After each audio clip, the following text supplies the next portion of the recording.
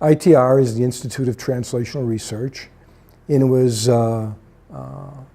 sponsored by the College of Education and Human Development to promote interdisciplinary research in the area of children's mental health, bringing together people from basic science and applied science to develop projects. And the projects focus on prevention science and treatment, and it includes opportunities for early stage investigators to receive mentoring, and it invites investigators together to work collaboratively on projects.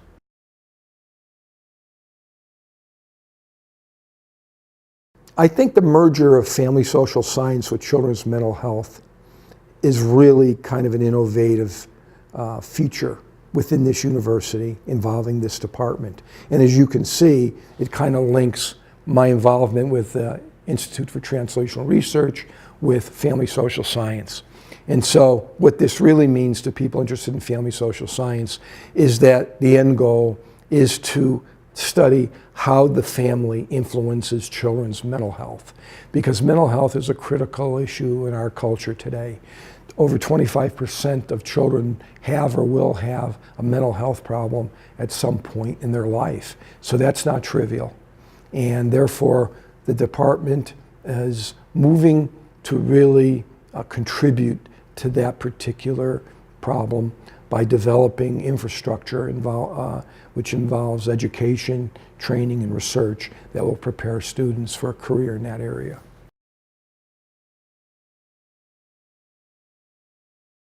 One of the things that I'm very much involved in is developing interventions that help promote better health.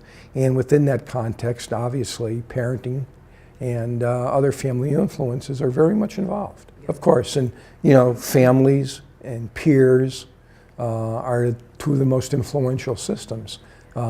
Families play a very significant role early in life, but give way to peers as children mature into adolescence, as you might expect. And so when you study those groups of children as they age, you have to consider the fact that, peers become much more powerful, influential in their adolescence, and your interventions have to incorporate that.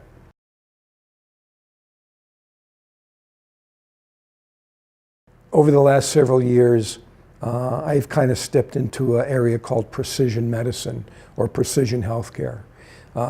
For many, many years, intervention development was based upon one size fits all. It might be like going into a shoe store and you want to buy a pair of shoes and there's only size 9. Well, that's what it is. You either got to swim with smaller feet or you have to force larger feet into a size 9. And interventions were the same way. They had standardized components. Everybody got the same thing, the same dosage. Well, as you might expect, one standard dosage may not be in the best interest of everybody. Some people may need other things.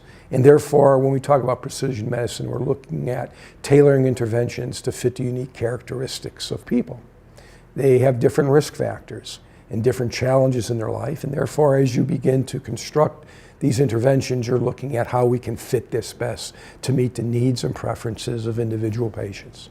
So our work now, in terms of developing these, what we call preventative interventions, is to try to design these customized approaches that take into consideration the unique individual risk factors and promotive factors that are going to best serve individual people.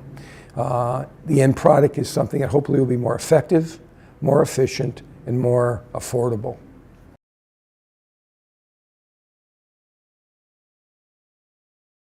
Well, within my own area of research, community collaboration has always been essential. We work with agencies where high-risk children and families may come to. That would include, juvenile diversion and corrections, domestic violence and family support, welfare and protection, international adoption, foster homes, family support centers, any place in a community that serves children and families who are in need. We partner with them in the research trials that we run and the interventions we implement, and their involvement and partnership is critical to that success. Because the long-term goal, of course, is to give them a product that they can incorporate into their own service structure.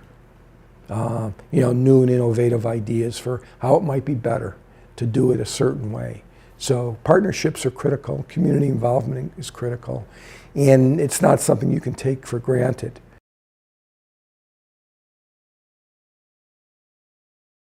The role of prevention science within the bigger picture of family social science. And we try to help students understand that there are various career pathways. So there is kind of a continuum that begins with basic science and moves all the way through to policy development. And people, depending upon their proclivities and their talents, will find a niche somewhere along that continuum.